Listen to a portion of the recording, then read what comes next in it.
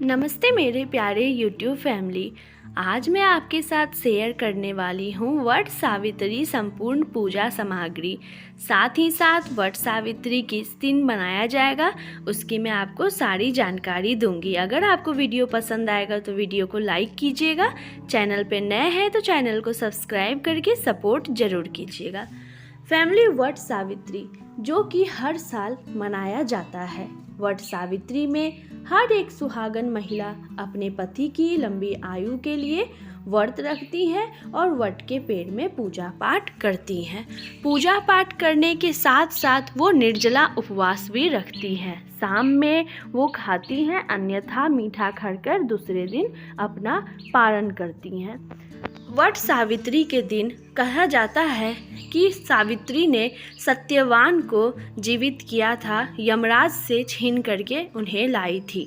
कहा जाता है कि वट सावित्री के दिन जो भी सुहागन महिला इस दिन व्रत करती हैं और पूजा पाठ करती हैं, उनके पति की आयु दीर्घ हो जाती है। आइए अब मैं आपको बताती हूँ वट सावित्री की संपूर्ण पूजा सामग्री। सबसे पहले फैमिली, अगर आप नए हैं यानी कि अगर आप पहला बार वट सावित्री का पूजा करने जा रही हैं तो आप कमेंट कीजिएगा, मैं आपको विशेष रूप से आपका पूजा सामग्री आपको बता दूंगी। तो फैमिली, सबसे पहले आपको करना ये है कि एक आपको बड़ा सा थाल लेना है, धोया हुआ। धो करके आपको अच्छे तरीक़ा से थाल को सुखा लेना है और थाल के ऊपर किसी भी कागज़ या किसी भी कपड़ा को रख करके सजा देना है। कहा जाता है कि जितना वट सावित्री पूजा करने का महत्व है उतना ही वट सावित्री के थाल का भी महत्व है। आप जितना अच्छा से थाल सजाएंगी, जितना अच्छा से आप अपनी सामग्री को रखेंगे, उतना ही ज़्यादा आपको फल की प्राप्ति होगी। अब आपको करना ये है कि सबसे पहले एक आपको लेना है बांस का पंखा। बांस का पंखा जब भी आप खरीद रही हो, ध्यान रहे कि वो टूटा हुआ नहीं होना चाहिए और उसके ऊपर किसी भी रंग से रंगा हुआ रहना चाहिए। सादा सादी आपको नहीं लेना है। अब आपको लेना है पीला चंदन, कुमकुम, सिंदूर, पैर में रंगने का आलता, मेहंदी, बिंदी, चूड़ी, काजल, यानी कि श्रृंगार का जितना भी महिलाओं का सामान होता है वो आपको ले लेना है। अब फल आपको लेना है। फल में आप आम, खीरा, केला, सेब, अनार, नाशपाती, इस तरीक़ा से आप अपने मन के अनुसार फल ले सकती हैं, लेकिन इसमें आम का और खीरा का सबसे ज़्यादा महत्व होता है।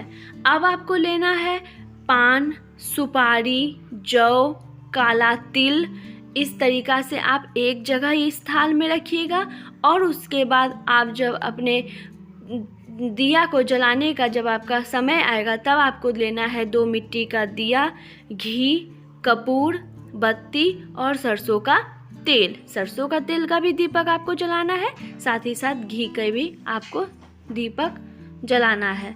अब फैमिली, करना ये है कि फल में ले करके आपको एक दिन पहले ही चना और मूंग डाल देना है औकड़ने के लिए। औकड़ा हुआ चना और मूंग जितना आप पूजा पाठ वट सावित्री का कर रही हैं, इसमें ये भोग लगाना सबसे ज़्यादा महत्वपूर्ण कहलाता है। इसके बिना पूजा कहीं ना कहीं अधूरा ही माना जाएगा।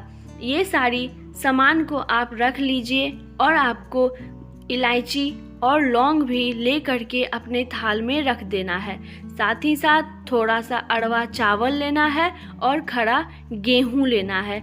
इस तरीक़ा से सारी सामग्री को आप अपने थाल में रख दीजिए। जब भी आप थाल में सामग्री को रख रही हैं, आप एक इत्र का छोटा सा डब्बा ले करके अपने थाल में रखिए। साथ ही साथ एक छोटा सा इत्र का खोल करके अपने सारे पूजा सामग्री में डाल दीजिएगा।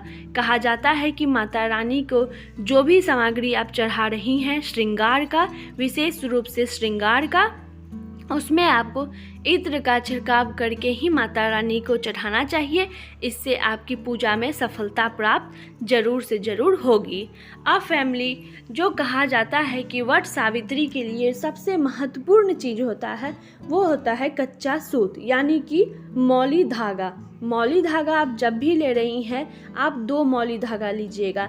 एक आप परिक्रमा कर रही हैं तब आप उसे यूज़ कीजिएगा, और दूसरा आपको अपने थाल में ही रहने देना है सजा हुआ। मौली धागा लेकर के जब भी आप अपने थाल में रखें तो उसी समय आपको 5 वट का पत्ता लेकर के अपने थाल में रख देना है, और उसके ऊपर ही मौली धागा रखना है धो करके।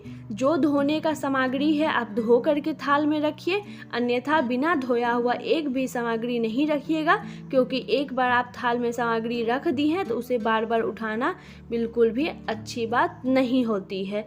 आप घी का दिया जलाइए, वट सावित्री का पूजा पाठ कीजिए। अगर आपको पूजा पाठ का सरल विधि जानना है, पूरा संपूर्ण विधि जानना है, आप कमेंट कीजिएगा। मैं आपको सारी सामग्री और सारी पूजा की विधि एक एक करके बता दूंगी।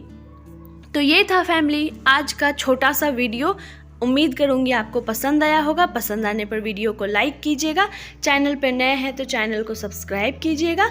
मिलती हूँ अगले वीडियो में फिर से एक नए टॉपिक के साथ। तब तक के लिए आपका बहुत बहुत धन्यवाद।